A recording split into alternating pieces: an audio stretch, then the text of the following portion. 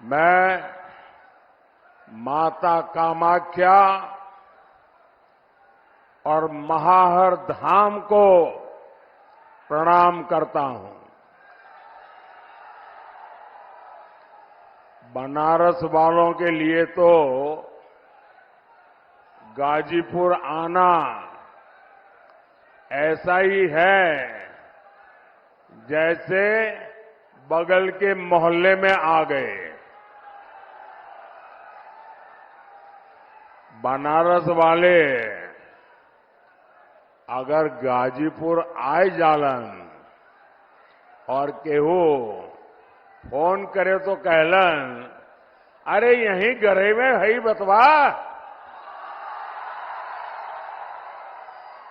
इसलिए मैं भी गाजीपुर प्रचार करने नहीं आया हूं, अपनी माताओं बहनों का और आप सबका आशीर्वाद लेने आया हूं। और ये जनसमूह, ये जोश पूरे यूपी के साथ और गाजीपुर जरा ताकत से कह रहा है, फिर एक बार साथियों, हमारे गाजीपुर का सामर्थ्य क्या है, ये इतिहासकारों से ज्यादा देश की सीमाओं को पता है।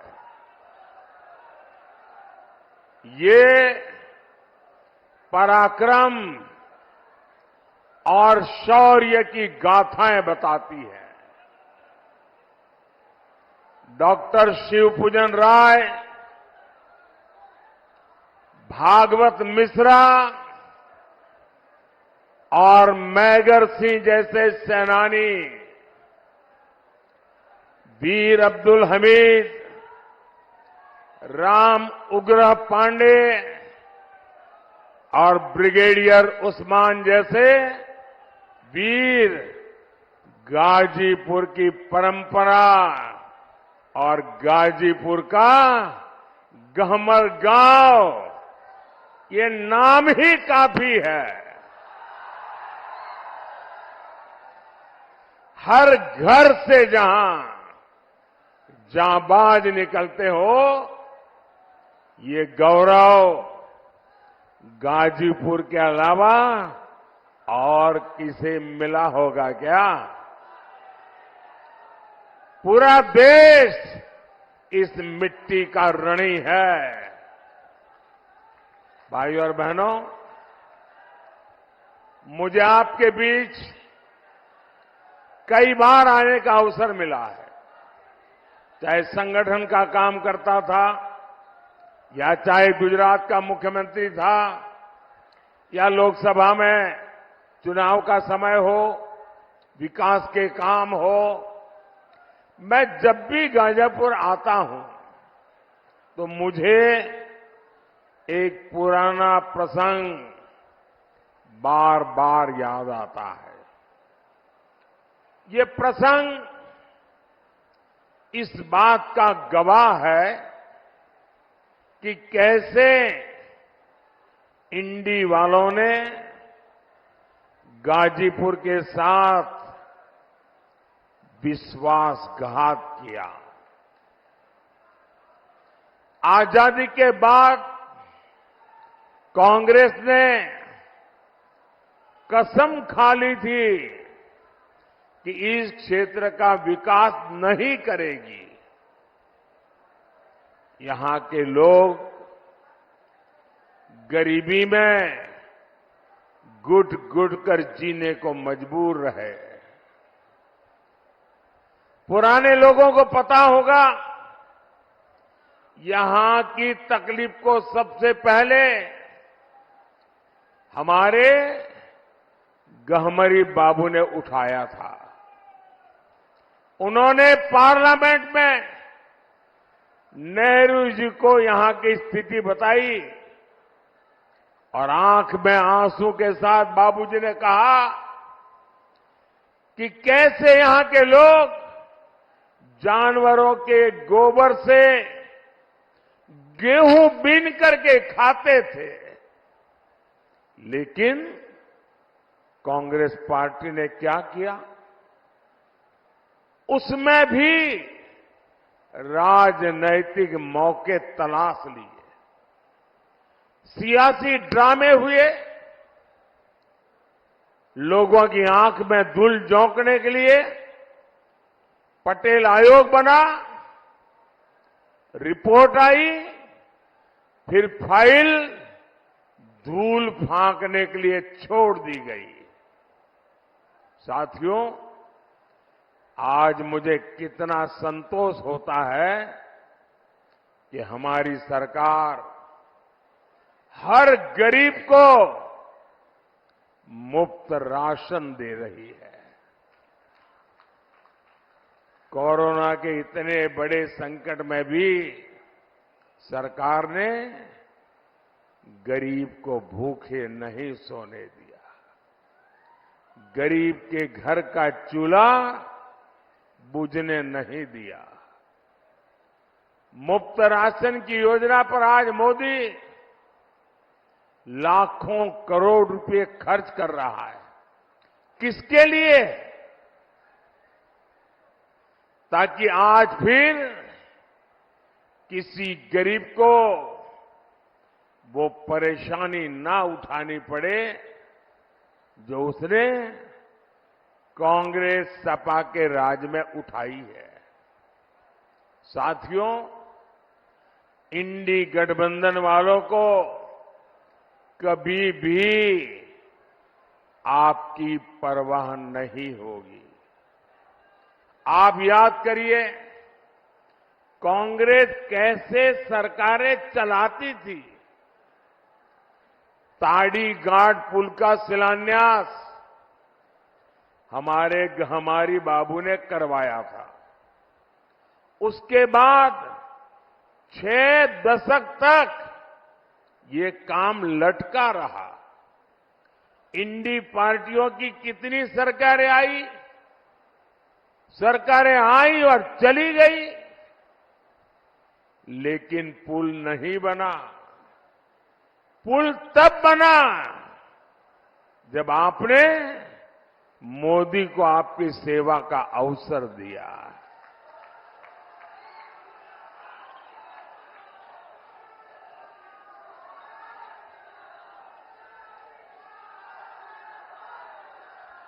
और ये मेरा सौभाग्य था कि बाबूजी का जो सपना था वो मैंने यहां आकर के इसका उद्घाटन करने का सौभाग्य मुझे मिला। साथियों, काम लटकाने और हक मारने में तो कांग्रेस को महारत हासिल है। इन्होंने हमारे सेना के वीर जवानों को 1 रैंक 1 पेंशन तक नहीं मिलने दी थी। 1 रैंक 1 पेंशन तब लागू हुई जब मोदी आया और कांग्रेस ने हमारे सेना के जवानों के साथ उनकी तपस्या का कैसे मखौल उड़ाया था, उनकी आंखों में कैसे धूल झोंकी थी, उनको मूर्ख बनाने का भरपूर प्रयास किया था। जब 2013 में भारतीय जनता पार्टी ने मुझे प्रधानमंत्री पद के उम्मीदवार के रूप में घोषित किया, उसके बाद मेरी पहली रैली हरियाणा के रेवाड़ी में एक्स सर्विसमैन की हुई और वहां मैंने कहा था कि मैं 1 रैंक 1 पेंशन लागू करूंगा। कांग्रेस वाले घबरा गए, ये मोदी ने घोषणा कर दी, अब करे क्या? तो उन्होंने आनन फानन में हरेक की आंख में धूल झांक करके बजट में 500 करोड़ रुपया डाल दिया और लिख लिया ओआरओपी करेंगे। और फिर देश भर में एक्स सर्विसमैन के सम्मेलन किए। शाहजादे वहां जाकर के नाच रहे थे कि ओआरओपी ओआरओपी ओआरओपी। जब आपने मुझे प्रधानमंत्री के रूप में सेवा करने का अवसर दिया और मैंने पहले ही काम खोला, मैंने कहा लाओ भाई क्या हुआ, मैं चौंक गया। 21वीं सदी में आज कम्युनिकेशन का इतना बड़ा जमाना, पढ़े लिखे नौजवान, इन्होंने कैसे सेना के साथ गद्दारी की थी। उन्होंने 500 करोड़ रुपया लिख करके one rank one pension tokenism किया। मैंने कहा नहीं, मैं तो वन रैंक वन पेंशन लागू करना चाहता हूं। भाइयों बहनों, आप जानकर के हैरान हो जाएंगे, वन रैंक वन पेंशन लागू करने में, ओआरओपी लागू करने में अब तक 1.25 लाख करोड़ रुपया पूर्व सैनिकों को खाते में जमा करा दिए गए। अब कोई मुझे बताए भाई, 1.25 लाख करोड़ की जरूरत, उसके सामने 500 करोड़ का ड्रामा, ये धोखा है कि नहीं है? ये धोखा है कि नहीं है? ये बेईमानी है कि नहीं है? ये पूर्व सैनिकों का अपमान है कि नहीं है? साथियों, गाजीपुर हो, यूपी हो या पूरा देश हो, परिवारवादी पार्टियों के नेता अपने परिवार के लिए महल पे महल बनाते चले गए, लेकिन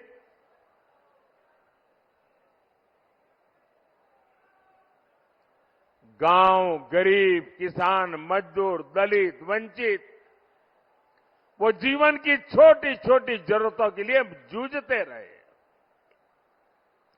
मोदी ने जो काम किए, उनसे गरीब का जीवन बदला। सिर्फ 10 साल में 25 करोड़ लोग गरीबी से बाहर निकले हैं। ये कैसे हुआ? 25 करोड़ लोग 10 साल में गरीबी से बाहर निकले, कैसे हुआ? मैं आपसे पूछना चाहता हूं, कैसे हुआ?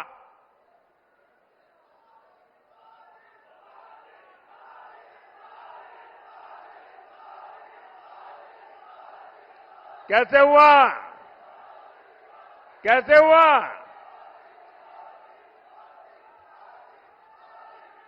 ये मोदी के कारण नहीं, ये आपके एक वोट की ताकत है, जिसके कारण 25 करोड़ लोग गरीबी से बाहर निकले।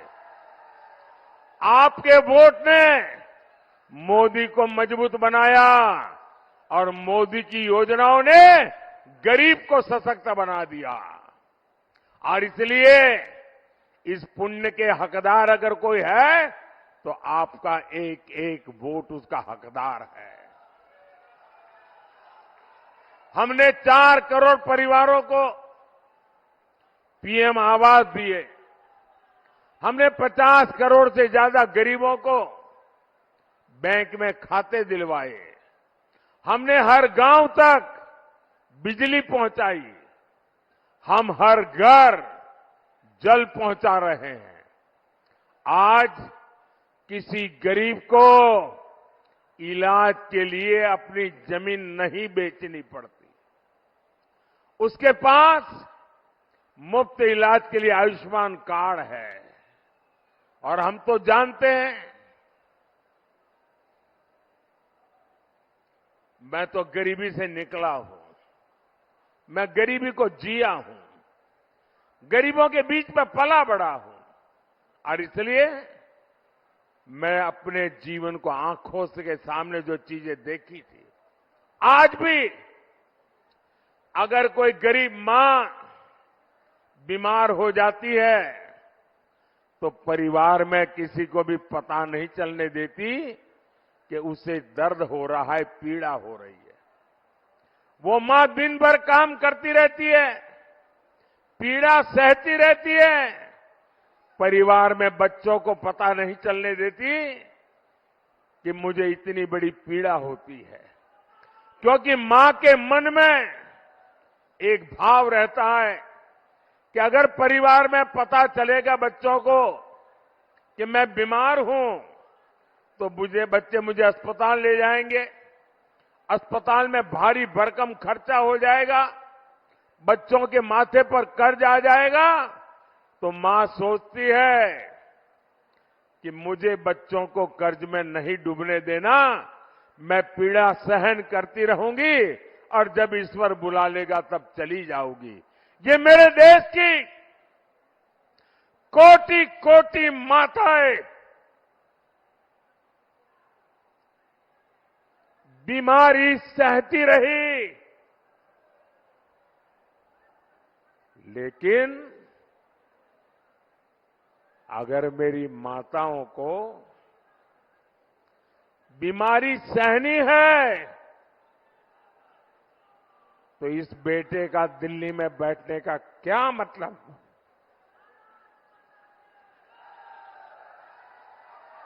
और इसलिए आपके इस बेटे ने तय किया कि अब गरीब को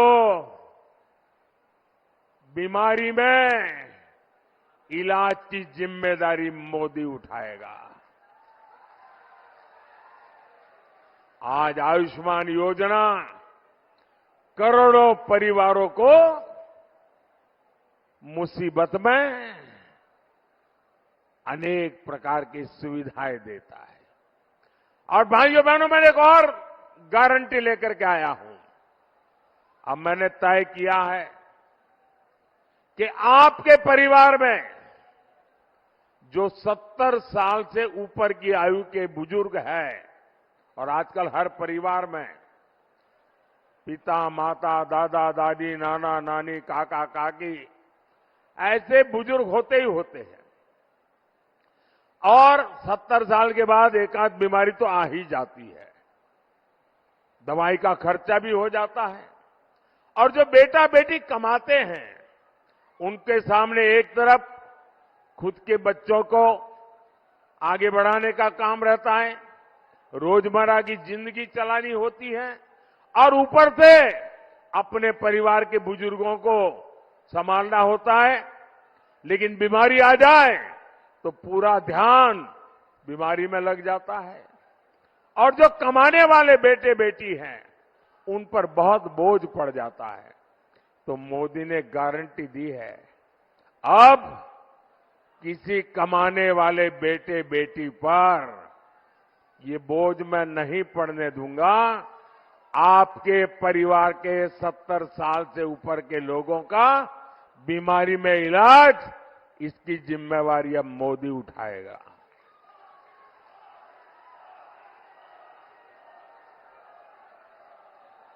साथियों, सपा के दौर में यूपी में ये हाल था कि माफिया लाल बत्ती में घूमते थे, खुली जीप में कानून को चेतावनी देते थे, विरोधियों को खुलेआम गोलियों से भून दिया जाता था, दंगों को यूपी की पहचान बना दिया गया था। सपा की सरकार में हर महीने 2 से 3 बड़े दंगे होते थे। इसका नुकसान गरीबों को होता था, दुकानदारों को, कारोबारियों को, हर एक को होता था। अब योगी जी की सरकार में दंगे भी बंद है और दंगाई भी बंद है।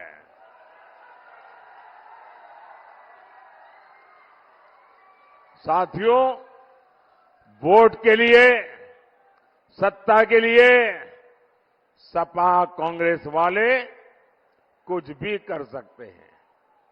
सपा के शहजादे ने कभी कहा था कि माफिया की एंट्री पर रोक लगाएंगे, और फिर वो माफिया के चरणों में ही जाकर के बैठ गए। सपा ने माफियाओं को पाला पोसा, उन्हें टिकट दिया। जो अपनी बात पर कायम नहीं रह सका, वो आपकी लड़ाई कभी नहीं लड़ सकता।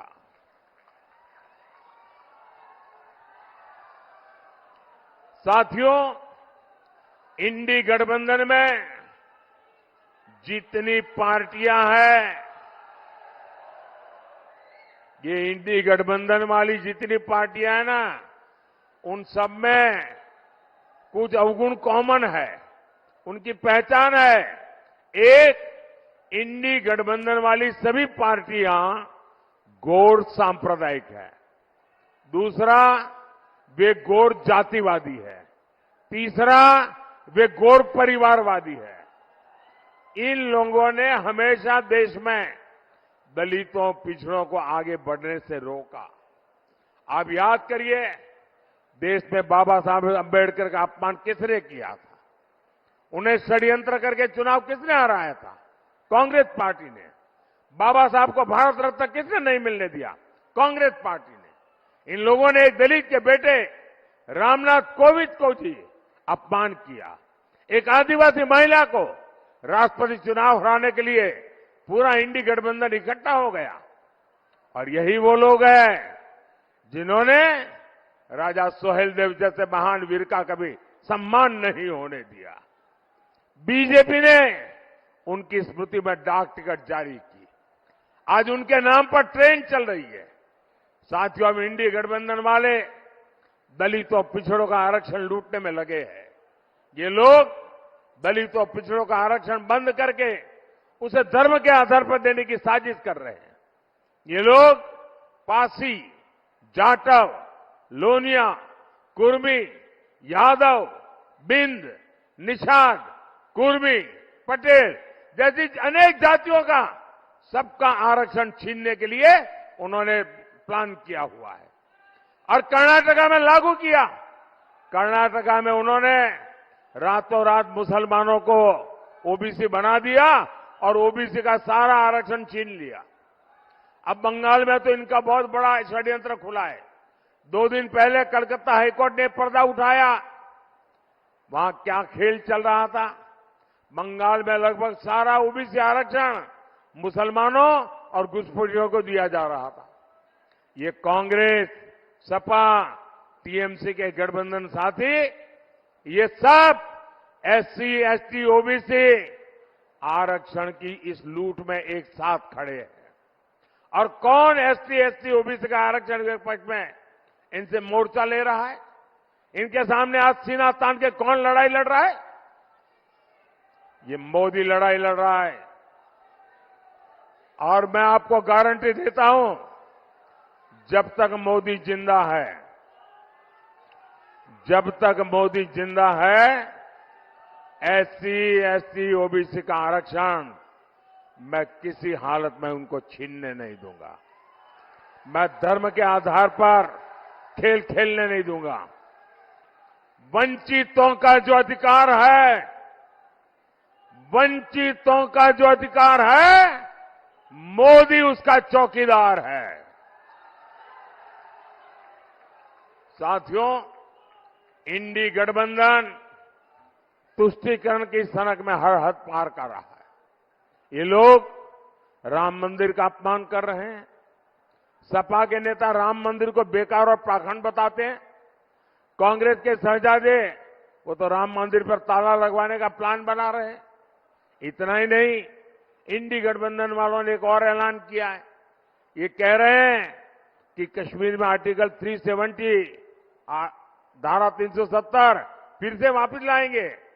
यानी कांग्रेस फिर से कश्मीर को आतंकवाद की आग में झोंकेगी। कांग्रेस फिर से पाकिस्तान के हौसले बुलंद करेगी। ये फिर से हमारे सैनिकों का खून बहाना चाहते हैं। गाजीपुर की जनता ये होने नहीं देगी, मुझे पूरा भरोसा है। गाजीपुर लोगों को तो गर्व है कि आज जिस जम्मू कश्मीर की दुनिया में चर्चा हो रही है, वहां के चुनावों की चर्चा हो रही है। बढ़ चढ़ करके आज जम्मू कश्मीर में जो मतदान हो रहा है उसका गौरवगान हो रहा है।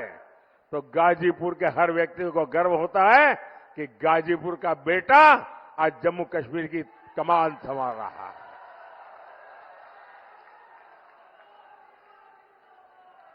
कश्मीर के लोग भी देख रहे हैं विकास कैसे होता है। अब कश्मीर में भी लोग गाजीपुर का नाम जान गए हैं। साथियों, गाजीपुर ने देखा है कमल खिलता है तो विकास की खुशबू कैसे फैलती है। अब गाजीपुर में हर कोई कह रहा है काम तो बहुत भइल बा, अब कमवा दिखाई पड़त बा। सम्मान चाहिए कि माफिया के धौंस चाहिए। आज पूर्वांचल एक्सप्रेस वे हो, Ghazipur Manjhighat greenfield expressway project हो, रेलवे स्टेशनों का विकास हो, सड़क, हाईवे, पुल, कृषि इंफ्रास्ट्रक्चर, गोदाम, पेरिसेबल कार्गो, महर्षि विश्वामित्र मेडिकल कॉलेज की सुविधा, गाजीपुर में जो काम 60 वर्ष में नहीं हुआ वो हमने 10 साल में करके दिखाया है। साथियों, मुझे विकसित भारत के संकल्प के लिए गाजीपुर का भरपूर मार्गदर्शन समर्थन चाहिए। 400 पार में मुझे एक कमल गाजीपुर का चाहिए। मां भारती के चरणों में गाजीपुर का कमल भी चढ़ना चाहिए। चढ़ेगा? पक्का चढ़ेगा? 1 जून को भाई पारसनाथ राय जी को आप भारी बहुमत से जिताए और उन कमल के निशान पर दिया हुआ हर वोट मोदी के खाते में जाएगा।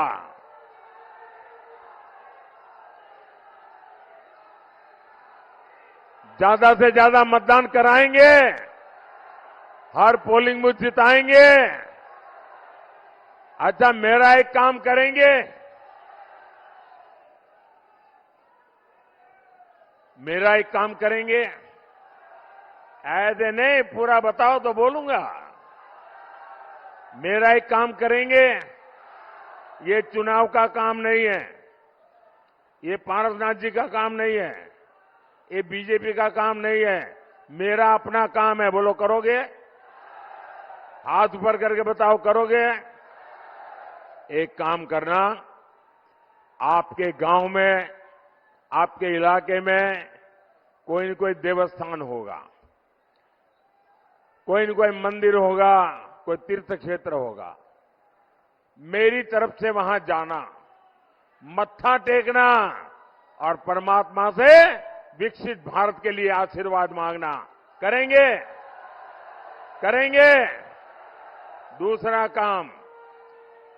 काम, हर परिवार में जाइए और हर परिवार में जाकर के कहिए कि अपने मोदी जी आए थे, मोदी जी ने आपको प्रणाम कहा है, मेरा प्रणाम पहुंचा देंगे। बोलो भारत माता की, भारत माता की, भारत माता की। बहुत बहुत धन्यवाद।